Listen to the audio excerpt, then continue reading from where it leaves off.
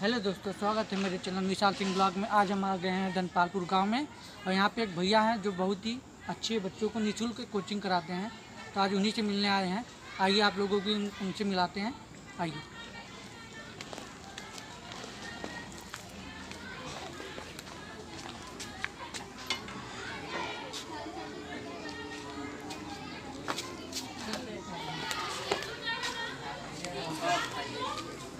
अरे नहीं, ठीक है और सब बढ़िया है। हाँ, बच्चे सब मेरा यूट्यूब चैनल भी है। अच्छा यूट्यूब चैनल है, चलिए। और यही भैया हैं जो बच्चों को निःशुल्क कोचिंग कराते हैं। बहुत ही सम्माननीय व्यक्ति हैं। तो आप थोड़ा और आइए, इनका हम लोग वस्त्रदान किया जाए। पहले सम्मान किया जाए भैया का।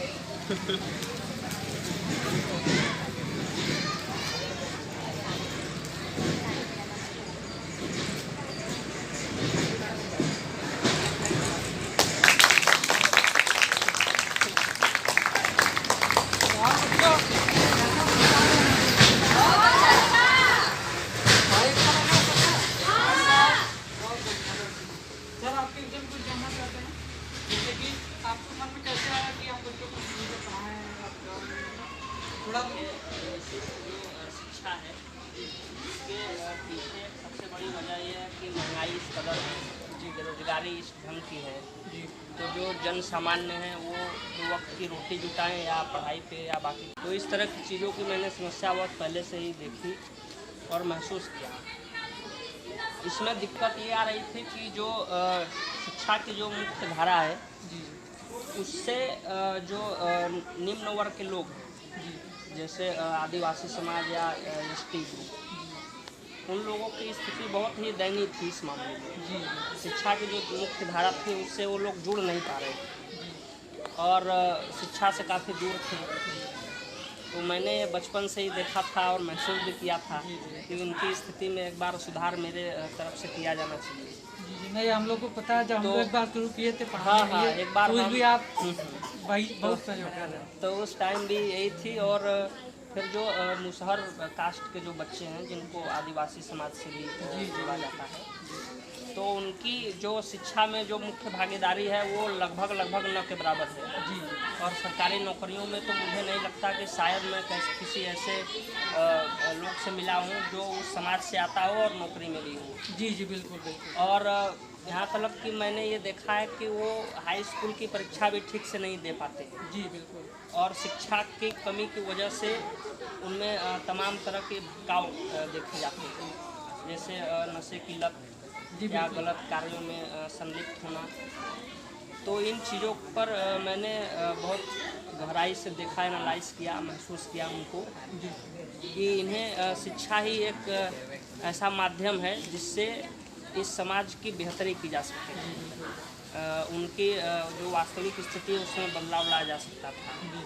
तो इसको ध्यान में रख करके मेरे मन में आया कि इनकी बेहतरी के लिए कदम उठाया जाना चाहिए, पहल होनी चाहिए। एक बार सर के लिए हम लोग की तरफ तालियां बजा दिया जाए। तो हुआ ये कि मैंने एक पहल चालू की। यस। हाँ, जिसमें ये हुआ कि हमने इन्हीं बच्चों की मदद से एक रैली हमने निकाला। बच्चों को दिखा दिया जाए। हमने इन्हीं बच्चों की मदद से, और यहाँ पे सुबह भी बच्चे आते हैं, लगभग 50-60 बच्चे लगभग सुबह आते हैं। तो उनकी मदद से और शाम के बैच के जो बच्चे हैं, जो उस कम्युनिटी के अलावा इसमें हर तबके के बच्चे आते हैं। लेकिन हमने महसूस किया कि केवल मुसहर कास्ट एक ऐसी वो है, तबका है, वर्ग है जो शिक्षा से जुड़ नहीं पा रहा था। तो हमने जो है इनकी मदद से एक शैक्षणिक रैली निकाली। उनमें बस्तियों में मैं गया, उनके गार्जियन से, उनके पेरेंट्स से मिला, उन्हें इसके बारे में अवगत कराया। हाँ, तो उन्होंने मतलब इसके लिए तैयार हो गए वो लोग कि नहीं ठीक है। मैंने उन बच्चों को निःशुल्क में पढ़ाने की भी नहीं, जैसे देखने से लग रहा है सर कि काफ़ी संख्या में बच्चों की भीड़ है। हाँ, अभी आज हालांकि थोड़े बच्चे कम आए हैं किसी वजह से, नहीं तो ये संख्या बल और ज़्यादा होती है। तो उसमें हुआ ये कि मैं इन बच्चों को मुफ्त में पढ़ा रहा हूँ, उनको काफ़ी किताब पेन पेंसिल अपने स्तर से वितरित कर रहा हूँ। और अभी 2 अक्टूबर के दिन जो है इन बच्चों को मुफ्त में बैग मिला। अच्छा अच्छा। हाँ, वो हम लोगों के प्रयास की बदौलत। बहुत बढ़िया सर, बहुत बढ़िया, बहुत हाँ, तो सही बात हुआ ये कि तो क्योंकि इसके पीछे एक मकसद ये है कि अगर उस समाज के लोग अगर पढ़ाई में भागीदारी निभाएंगे, और मेरा ऐसा मानना है कि उस समाज का कोई एक भी बच्चा अगर शिक्षा की मुख्य धारा से जुड़ करके अगर उसमें बेहतर परफॉर्मेंस देता है या कामयाब हो जाता है, तो मुझे लगता है कि वह उस समाज के लिए एक आइडियल, एक आदर्श का काम करता है। उसका देख करके उसके पड़ोसी हों या उसके रिलेटिव हों, सब लोगों में एक जागरूकता आएगी और सभी लोग अपने बच्चे को जो है शिक्षा से जोड़ना चाहेंगे, उन्हें पढ़ाना चाहेंगे। और बगैर शिक्षा के किसी भी समाज का उत्थान हो नहीं पाता। नहीं बिल्कुल सही कह रहे हैं। क्योंकि अंबेडकर साहब का ये कहना है कि शिक्षा उस शेरनी का दूध है जिसने जितना पिया है उसने उतना दहाड़ा। जी सर, बिल्कुल। तो मेरा भी ऐसा प्रयास है कि शिक्षा के बगैर तो कुछ हो ही नहीं सकता, उनका उत्थान बिल्कुल भी नहीं हो सकता। ये सब प्रतिशत सत्य है। ये तो सत्य है। हाँ, तो हमने यही एक प्रयास किया है कि हाँ, और क्योंकि देखिए तमाम तरह की योजनाएं हैं जो गवर्नमेंट की तरफ से आती हैं, लेकिन जागरूकता और शिक्षा की बदौलत उन्हें उन सुविधाओं की पहुंच नहीं हो पाती उन तक। तो मुझे लगता है कि इसमें जो है इसके केंद्र में जो सबसे बड़ी वजह है वो उनका अशिक्षित होना ही है। तो मेरा इसी व्यक्तिगत प्रयास था। हालांकि इस प्रयास में अब लोगों की भी सहयोग वो बराबर मिल रहा है। जी सर, थोड़ा कुछ अपने बारे में आप बताएं, कैसे क्या किए, क्या कर रहे हैं इस समय, क्या पढ़ाई क्या है आपका? मेरा नाम सुजीत कुमार मौर्य है और मैंने अपनी 10वीं आदर्श इंटरमीडिएट कॉलेज पंडितपुर जगतपुर वाराणसी से की है। फिर इसके बाद मैंने 12 महामना मालवीय इंटर कॉलेज बच्छाओं वाराणसी से किया है। फिर अपना इंटर क्लियर करने के बाद मैं BHU में, जिसको बनारस हिंदू यूनिवर्सिटी कहते हैं, उसमें ग्रेजुएशन के लिए और आगे की तैयारी के लिए मैं वहाँ पे इनरोल हो गया। फिर वहाँ से 2017 में मेरा ग्रेजुएशन कंप्लीट हो गया फर्स्ट डिवीज़न मार्क्स से, और मैंने 4 सेमेस्टर वहाँ BHU में टॉप भी किया अपने सब्जेक्ट में। और उसके बाद मेरे मार्क्स हाई स्कूल, इंटर और ग्रेजुएशन में, तो राज्य सरकार द्वारा एक होता है BTC, जिसका नाम 2017 में बदल करके DLED कर दिया गया था। DLED जी सर, अभी हमको तो पता नहीं था, आपके द्वारा पता चला। अभी नहीं तो BTC ही हमको पता था। हाँ, तो DLED कर दिया गया है। चीज़ें सब सेम है, उसका प्रोसेस सेम है, एग्ज़ाम पैटर्न सेम है, सिलेबस सब कुछ वही है। उसका नाम बदल करके डिप्लोमा इन एलिमेंट्री एजुकेशन कर दिया गया। तो उसमें मैं एडमिशन ले लिया। मेरा हालांकि मार्क्स अच्छे थे, इसलिए गवर्नमेंट डाइट होता है कॉलेज, उसमें मेरा एडमिशन हो गया। मैं एलिजिबल था उसके लिए, मेरा एडमिशन हुआ। तो 2017 में एडमिशन ली और ट्रेनिंग मैंने 2 साल की, 2019 में कंप्लीट हो गया। फिर 2019 में जब मैं अपना वहाँ से ट्रेनिंग पूरा करके आया, उसी टाइम ये कोविड आ गया, कोविड-19 बहुत समस्या है। तो उसमें लगभग 1-2 साल प्रोसेस लेट हो गया। किसी प्रकार की अभी भर्ती आई नहीं और मैं भी घर पे ही था। पूरा देश ही अभी पता चला है कहीं से कि आपका एग्ज़ाम क्लियर हो चुका है। हाँ, तो ये बात सही है कि फिर उसके बाद 2 सालों तक एक गैपिंग रहा शिक्षा से, और बच्चों से मिलना जुलना, पढ़ाई की सभी चीज़ें एक तरह से कहीं ना कहीं शिथिल पड़ गई। फिर 2021 में जब हम लोग कोरोना से उभरे, उस टाइम ये जूनियर एडेड टीचर की जो भर्ती होती है, उसमें स्टेट लेवल पे 1500 भर्ती आई हुई थी। उसमें मैं अपीयर हुआ। हालांकि मैं योग्य था।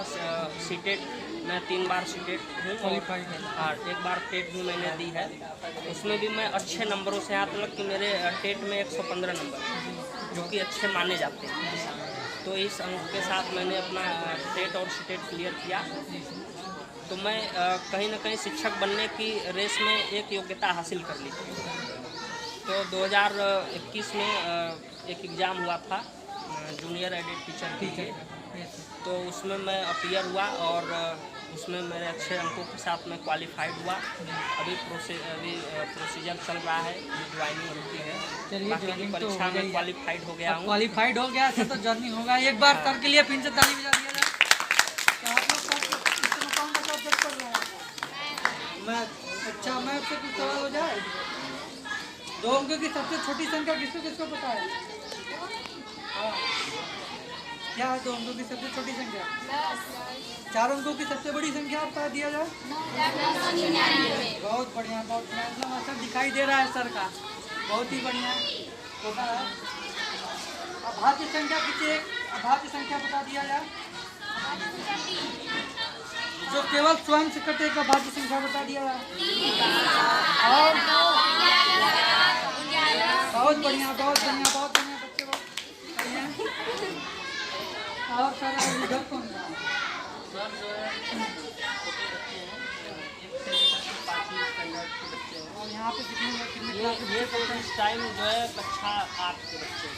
अच्छा, तो यहाँ ब्लैक बोर्ड की भी सुविधा है नहीं? ब्लैक बोर्ड की सुविधा थी नहीं, मैं अपने स्तर पे इसको बोर्ड लाया था। ताकि बच्चे बढ़ गए तो उधर चला गया, तो इस पर मैंने दीवार की पेंट कर दी। अच्छा अच्छा।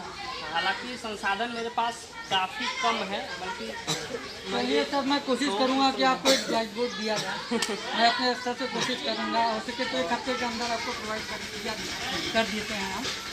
तो आया थोड़ा इधर मिल लिया जाए। हाँ बिल्कुल बिल्कुल।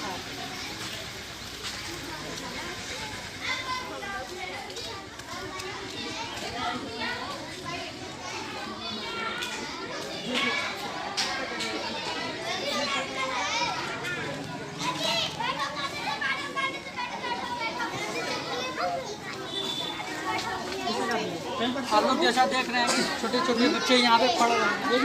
आइए यहाँ पर बैठ जाओ, बैठ जाइए सब लोग। तुम्हारा आता है? नजदीक से ये है अंकिता मैम। आइए, ये है अमिता मैम। बीएससी अभी फर्स्ट ईयर चल रहा है। अच्छा, इनका अभी बीएससी फर्स्ट ईयर चल रहा है। आप बच्चों को निःशुल्क पढ़ा रही हैं, बहुत ही सराहनीय काम कर रही हैं। तालियां बजा दिया है अमिता मैम के लिए।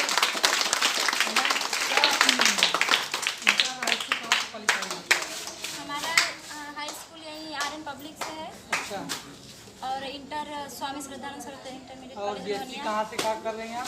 बीएससी मेरा मैथ से है अच्छा और कल्टी फार्म है। अच्छा, तो सुजीत सर से आपसे कैसे मुलाकात हुई? इसकी कैसे कि हम ये भी तो पढ़ा? हमारे गुरु है, इनसे ही हम अच्छा, पढ़े ही ये हैं। यहाँ पे गुरु हैं, आपको नहीं? 2017 में तो ये मेरे भी गुरु रह चुके हैं और इनके भी गुरु हैं। तो ऐसे जब गुरु रहेंगे तो उस चीज़ से तो जाहिर सी बात है कि ऐसे निकलेंगे ही। तो क्या बच्चों, आप लोग क्या क्या आता है आप लोगों को? क्या मैम पढ़ा रही हैं आप लोगों को? अच्छा, पता चल रहा है, इस पे दिखाई दे रहा है। और पढ़ा कितना आता है? 15 तक? कितने बच्चे? 4 5 वाले। और उधर जो है कम्युनिटी के बच्चे। 12 को पढ़ा किसको आता है? कोई एक बच्चा सुना दे हमको। कौन सुनाएगा?